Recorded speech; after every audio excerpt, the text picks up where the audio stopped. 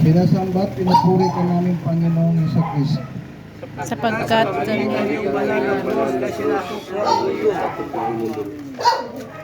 Pagbasa mula sa Ebanghelyo ayon kay San Lucas. Gaya ng kanyang kinagawiang umalis si Jesucristo nagpunta sa bundok ng Olibo kasama ang mga alagad.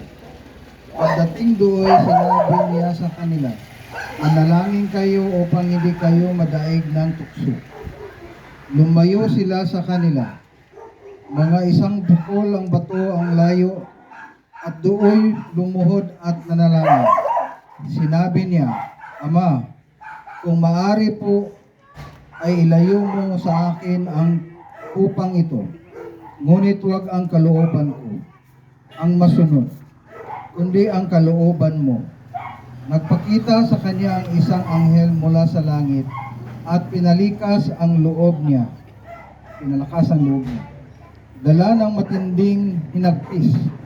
Siya ay nanalangin ng lalong taimtim at pumatak sa lupa ang kanyang pawis na parang malalaking patak ng dugo. Pagkatapos na manalangin, siya ay tumayo at lumapit sa kanyang mga alagad.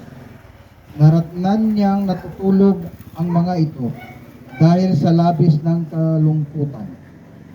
Ang mabuting balita ng ating Panginoong Hesukristo. pinupuri ka namin, O Panginoong Hesukristo.